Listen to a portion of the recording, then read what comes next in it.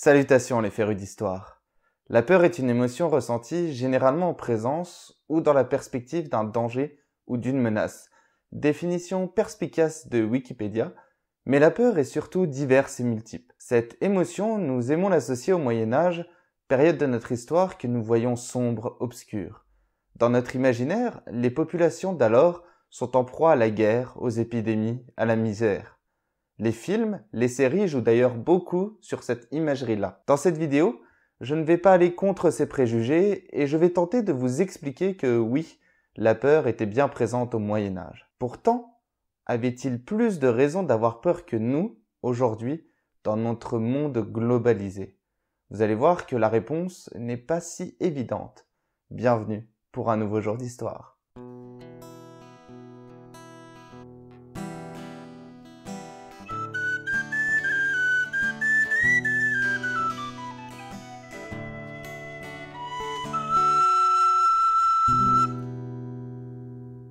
Avant de rentrer dans les différentes peurs qui assaillent la société médiévale, il est important de comprendre et de redire que le Moyen-Âge n'est pas une période uniforme dans l'histoire.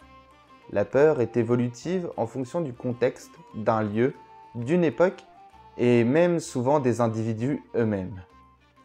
Rutebeuf, poète français du XIIIe siècle, résume parfaitement l'état d'esprit dans lequel se trouvait tout à chacun, davantage le paysan que le seigneur.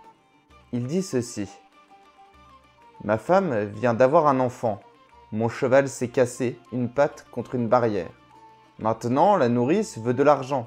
Elle m'étrangle, elle m'écorche pour nourrir l'enfant. Sinon, il reviendra brailler dans la maison. » À croire que les individus sont accablés par les tourments du quotidien et ne connaissent que trop rarement le bonheur. Boès, le philosophe italien des 5e et 6e siècles, à propos du bonheur, disait ceci: « La condition du bonheur des hommes est source d'inquiétude. Il ne vient jamais entièrement ou bien ne se maintient jamais continuellement. » Et cela se vérifie parfaitement dans notre période médiévale. Celui qui est riche ou heureux en ménage s'invente des tourments parfois imaginaires. Oui, mais seulement, ils sont parfois très concrets et peuvent mettre dans l'embarras bien des personnes. Johan Huizinga, historien néerlandais dans son Automne du Moyen-Âge, publié en 1919, décrit même le Moyen-Âge tardif comme une période non de renaissance, mais de décadence et de pessimisme, remettant en cause la frontière entre Moyen-Âge et Renaissance. Il prend le contre-pied de l'interprétation dominante, entre autres celle de Jules Michelet. Malgré le ralentissement des épidémies, des famines et la fin des guerres privées et de la guerre de 100 ans, la peur est toujours dominante. Toute période est vécue comme une mauvaise période, la précédente étant toujours meilleure. Ainsi, on préfère le temps du bon roi Saint-Louis. Vous l'aurez donc compris, lister les différentes peurs au Moyen-Âge s'avère être un exercice difficile. Et pourtant, Samuel Sadon, dans son ouvrage La peur au Moyen-Âge, s'est essayé à l'exercice. Laissez-moi vous en faire un résumé, un condensé, et commençons avec les peurs quotidiennes.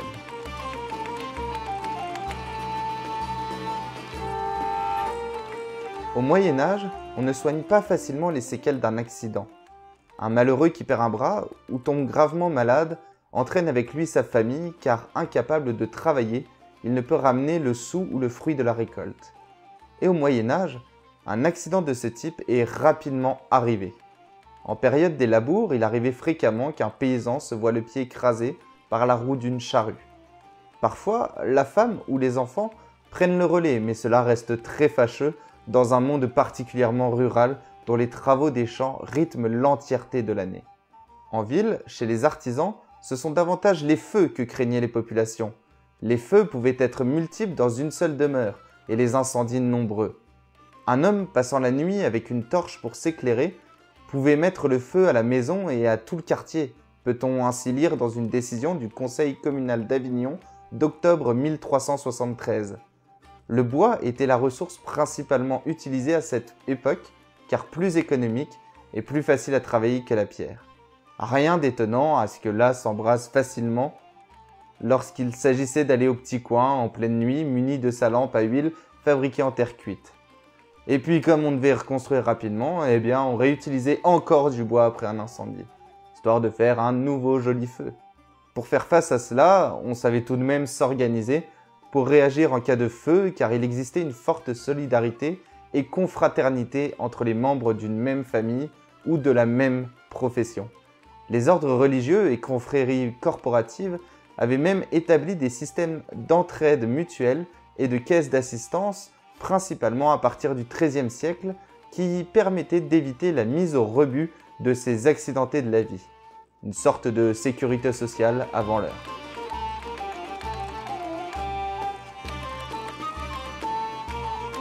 Le temps qu'il fait a un rôle crucial pour les populations médiévales, parce que du temps dépendent les récoltes et donc la nourriture.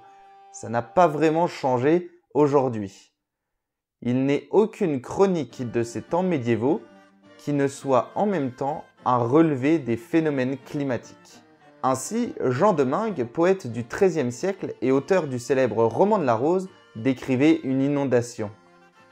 Le caractère imprévu et inévitable de ces accidents relève de l'inconnaissable, donc de la divinité.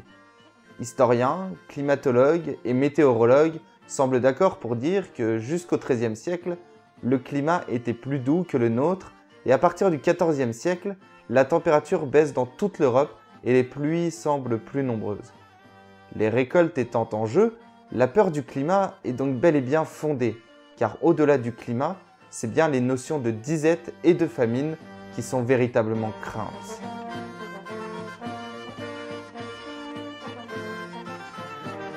À certaines époques, les famines ont joué un rôle primordial. À partir du XIe siècle, on peut considérer que chaque génération connaît une importante famine.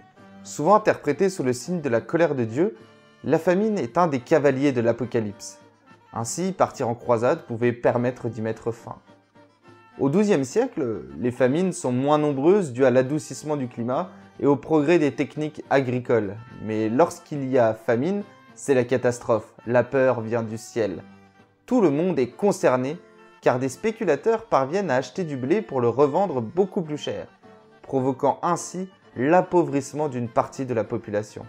Jean Delumeau rappelle qu'en temps de crise, la crainte de mourir de faim provoque des paniques et débouche sur des folles accusations contre des prétendus accapareurs.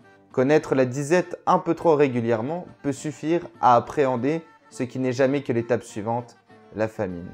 La famine connaît une renaissance durant la première moitié du XVe siècle, cette fois due à des hivers rigoureux et interminables.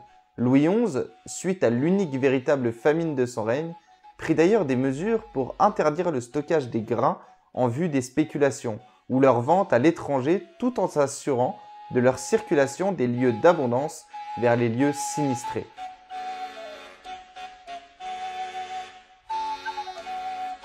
Aussi étonnant que cela puisse paraître, l'innovation a parfois fait peur les contemporains du Moyen-Âge. Par exemple, de nombreux petits métiers ont pu être menacés par la proximité d'un moulin à eau, plus importante invention technique de l'époque médiévale. Mais au-delà de ça, le dépeuplement de régions entières suite à des guerres, des épidémies, a fait disparaître la clientèle de nombreux métiers qui se retrouvent alors au chômage. Oui, le chômage existait déjà à cette époque. L'entrée dans une période chômée déclenche des affres, du stress. On n'est pas capable de nourrir sa famille. On n'est pas un homme si on n'a pas de travail. Cependant, l'homme qui travaille de ses mains, dans les champs, dans une fabrique, peut toujours parvenir à se débrouiller. Il ne garde pas obligatoirement le même emploi, mais ne reste pas longtemps au chômage. Des situations de monopole peuvent également provoquer des angoisses. C'est par exemple le cas où un seigneur ecclésiastique ou laïque faisait bâtir dans ses domaines un moulin destiné au foulon des draps ou moudre les grains. De la même manière, s'il avait un four, on devait obligatoirement venir y faire son pain et lui payer une redevance, le seigneur obligeant les bonnes gens à venir fouler le drap ou moudre le grain chez lui, même si ceux-ci avaient une meule. D'où l'anxiété fréquente du paysan ou du villageois qui vit dans l'impression qu'à tout moment peut apparaître une nouvelle taxe, une nouvelle corvée.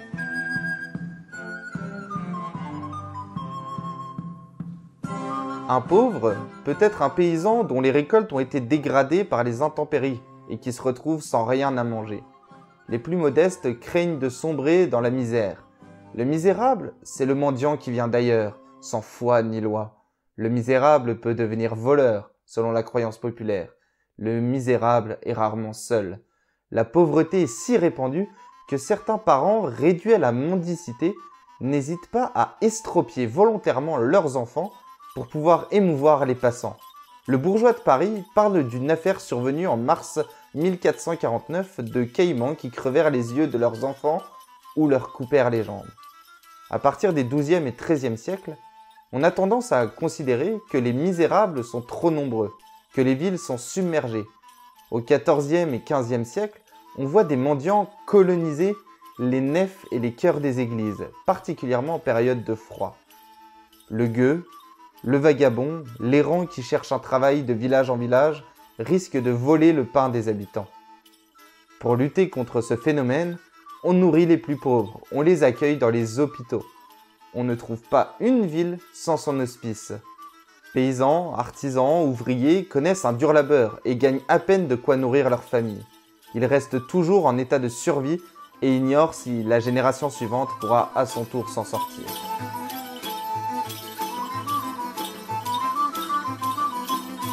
Tout crime doit être puni et la punition doit être proportionnelle à la gravité du crime. Le châtiment est un spectacle pour la population, surtout quand il s'agit de punir quelqu'un qui a provoqué la crainte parmi le peuple. Les châtiés sont exposés sur tous les jours de marché. Les peines de mort sont cruelles, mais loin d'être courantes. Jean Verdon, historien médiéviste né en 1937, constate qu'à Lyon, il n'y a qu'un seul condamné à mort tous les 4 ans à l'époque de Charles VI. Le but des châtiments est de véritablement faire peur pour éviter que le méfait ne se reproduise.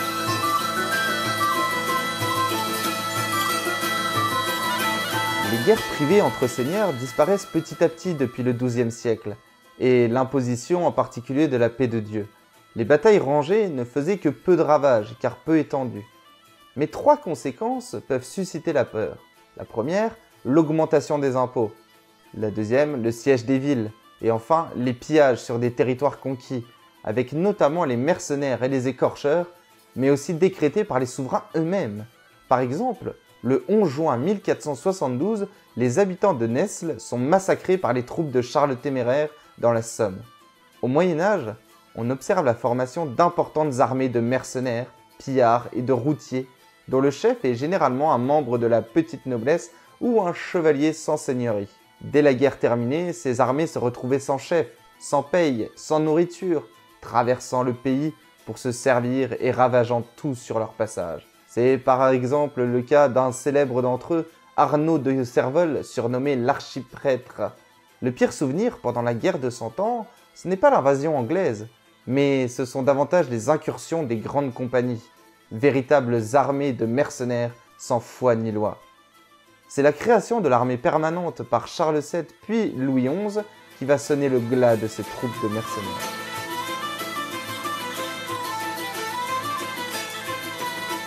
Pour ne pas être un autre, il faut venir du même village, de la même famille, du même sexe, de la même profession.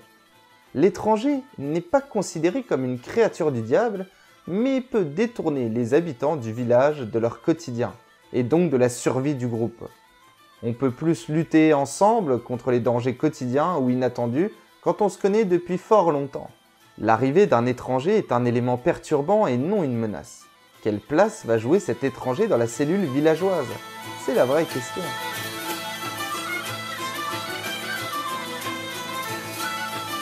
Au Moyen-Âge, monstre signifie qu'il doit être montré en signe d'avertissement. Quand naît un infirme, on considère le plus souvent que c'est la faute des parents et que les enfants payent pour eux. Seule exception, les aveugles pour qui on avait la compassion. Michel Pastoureau explique de plus que le roux est la couleur des démons, du goupil, de l'hypocrisie, du mensonge et de la trahison. Une méfiance est également de mise envers les gauchers, dont l'origine provient des nombreux passages bibliques dans lesquels le côté droit est toujours positif et le côté gauche négatif. Et les lépreux ne font évidemment pas exception puisqu'on les massacre ou les enferme depuis le XIVe siècle. Les mauvaises actions des grands de ce temps sont dénoncées par des signes comme des comètes, des catastrophes climatiques ou des naissances de monstres. Le monstre inquiète, suscite la suspicion, voire la haine, Plus la monstruosité est grande et plus elle provoque la panique, surtout par le dérèglement qu'il annonce.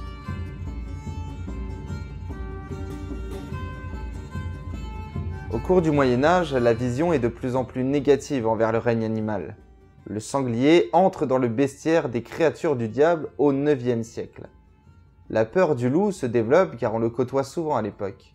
Le loup est un animal dangereux car il est d'une couleur diabolique et n'est jamais seul.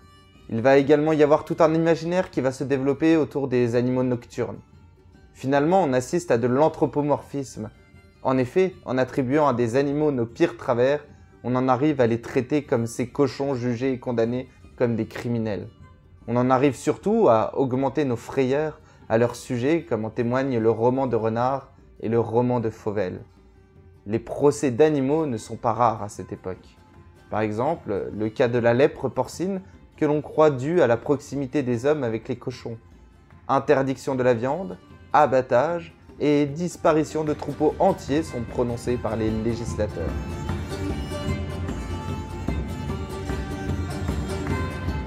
Colette Arnoult parle d'un monde où le surnaturel est partout. Le moindre événement, le moindre fait, le moindre comportement sortant de la norme peut devenir objet de méfiance et de suspicion.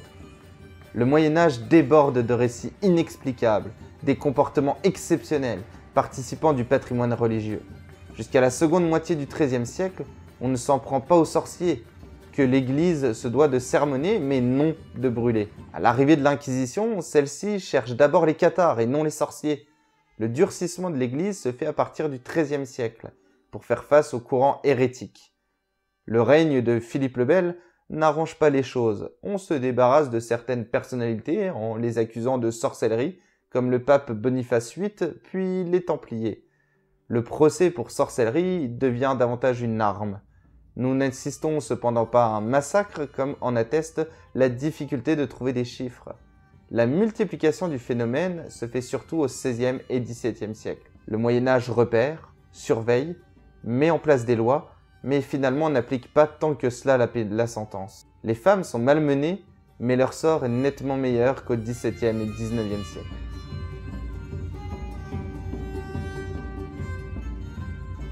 Quand on évoque les phénomènes inexpliqués, on évoque surtout les comètes ou les éclipses, souvent perçues comme des châtiments divins. Les comètes sont souvent prises pour des dragons volant dans le ciel et crachant du feu. Le passage d'une comète est considéré comme un signe divin, avertissant d'un événement tragique. Les éclipses, terrorisées, étaient considérées comme le début du châtiment divin. La couleur de l'enfer envahissait toute la terre.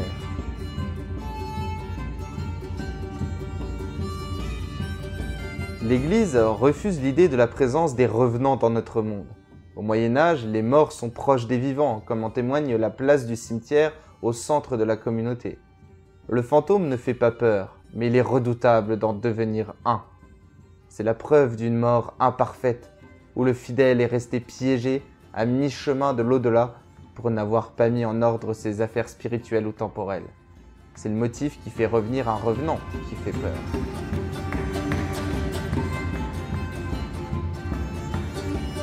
Les simples d'esprit n'effraient pas tant qu'ils peuvent participer aux tâches familiales et au travail, mais ceux qui effraient sont les agités, ceux qui peuvent de temps à autre commettre des bêtises. Il faut constamment les surveiller, et pendant ce temps-là, le travail n'avance pas. Aussi, l'enfant fou peut être enfermé lorsque la surveillance n'est pas possible. La folie est identifiée comme un cas de possession du corps par une puissance maléfique. Les fous errants sont rejetés de partout, car ils sont craints pour la violence dont ils pourraient faire preuve. À partir du XVe siècle, on peut commencer à parler d'hôpitaux spécialisés, surtout dans le nord de la France, pour traiter ces malades.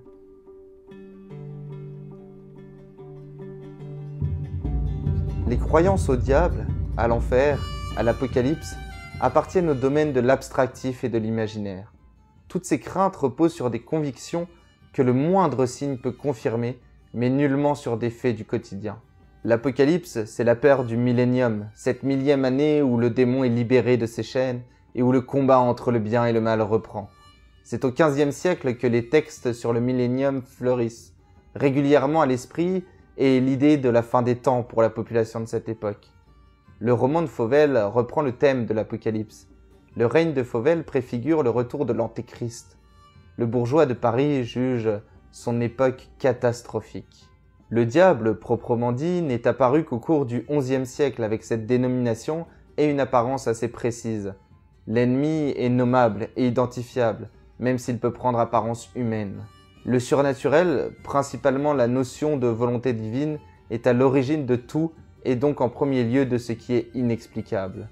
On peut l'observer à travers le succès croissant de l'exorcisme à partir du XIIIe siècle. L'enfer, c'est le lieu que tout le monde redoute, les grands comme les petites gens. Un monde souterrain, peuplé par les créatures les plus abominables et les plus cruelles. Peu importe pour quelle faute on se retrouve en enfer, les tortures y seront les mêmes et pour l'éternité. Seules les prières des vivants pourront peut-être, à l'heure du purgatoire, éviter à une âme suspecte d'aller en un tel endroit. D'où de nombreux changements de comportement à l'approche de la vieillesse. Effectivement, vaut mieux se comporter correctement si on ne veut pas se retrouver en enfer.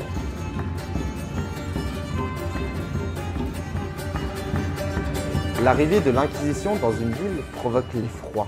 Celle-ci est devenue autonome. Il suffit de 2 témoignages pour être considéré comme suspect. La volonté de l'Inquisition est de se faire craindre pour pousser de nombreuses personnes à se dénoncer spontanément comme hérétiques et à obtenir une peine très légère pour avoir montré une volonté sincère de revenir dans le droit chemin. L'Inquisition peut aussi être un remède. À part une petite minorité de sadiques, les inquisiteurs ont pour but de veiller au salut des âmes de chacun, et surtout au rétablissement du bon ordre de la société.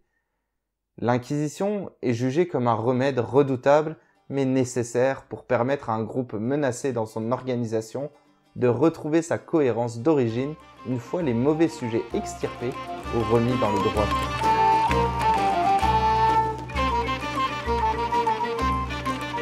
En tentant de résumer l'ouvrage de Samuel Sadone, c'est une véritable réflexion sur la peur au Moyen-Âge que j'ai tenté d'aborder avec vous. La terreur, à l'époque, est loin d'être permanente. Oui, le Moyen-Âge est violent, mais il ne l'est pas davantage qu'une autre période de l'histoire. Les peurs évoluent et pour beaucoup sont comparables à celles que nous connaissons nous-mêmes aujourd'hui, comme les peurs quotidiennes du chômage, de la faillite, de la misère. Certaines relèvent davantage des superstitions ou de l'imaginaire d'une époque. Mais pouvons-nous les juger quand nous-mêmes avons une peur parfois exacerbée de l'avenir, de notre humanité, sous le regard biaisé de nombreuses fake news qui circulent sur Internet? La question mérite d'être posée. Pour terminer, j'aimerais vous renvoyer vers la chaîne de La Prof qui aborde un peu plus précisément certaines thématiques. La peste noire, l'Inquisition, les superstitions et l'imaginaire au Moyen-Âge, la chasse aux sorcières. Je vous mets en description quelques sources qui m'ont permis de vous proposer ce contenu. J'espère d'ailleurs qu'il vous aura plu. Si c'est le cas, n'hésitez pas à laisser un petit pouce bleu, à commenter, à partager et n'oubliez pas de vous abonner à la chaîne et d'activer la petite cloche. Sur ce, je vous laisse et je vous dis à bientôt pour un nouveau jour d'histoire.